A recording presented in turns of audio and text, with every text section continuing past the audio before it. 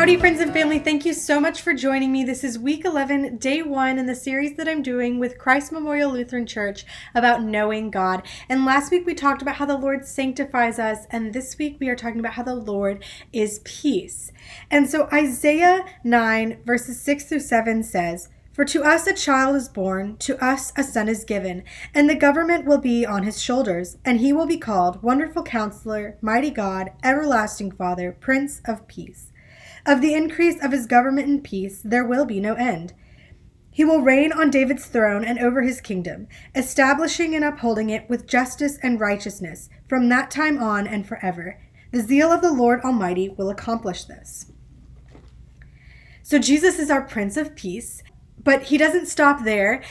He tells us in John 14:27, "Peace I leave with you, my peace I give you. I do not give you as the world gives.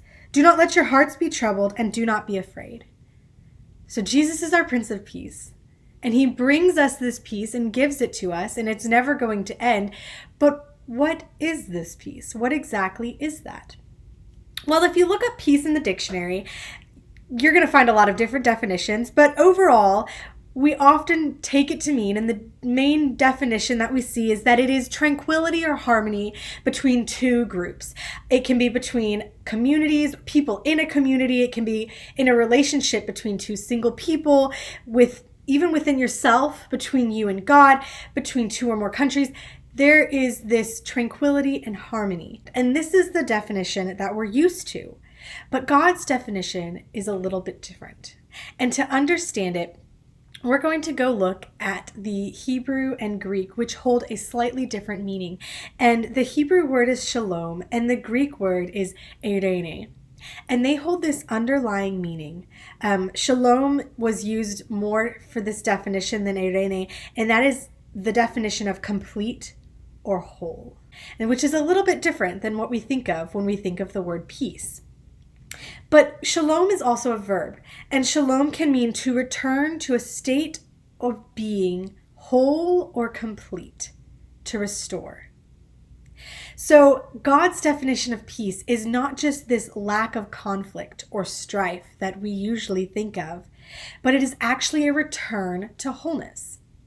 So if you've ever played the game Jenga, you know you start out with this tower.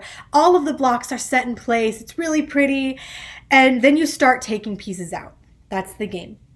And when you remove one piece, the tower normally doesn't fall over right away. It's still pretty sturdy, not going to fall. And slowly you remove more and more and more pieces, trying to make sure it doesn't fall over.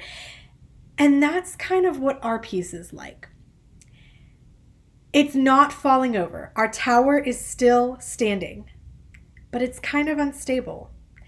But there's no strife. There's no conflict. Our world doesn't feel like it's falling apart because our tower is still standing. It is that lack of conflict, that lack of falling over that we consider peace. But God's peace takes it a step further. And instead of just making sure the tower doesn't fall over, he goes ahead and restores the pieces to their original spot. God's peace doesn't stop at removing the conflict and trying to keep harmony. His peace restores. His peace puts every block back in place. It makes it complete and whole so that the tower looks like it did before you started the game. Another example might be if you have a relationship with someone and you're not arguing with them, so there's not really strife, there's not really conflict, not directly, but maybe you don't have the best relationship with them. That would be our peace. But God's peace restores the relationship.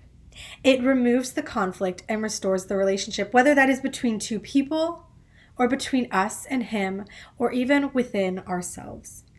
God's peace removes the conflict and restores the relationship. He restores us to shalom.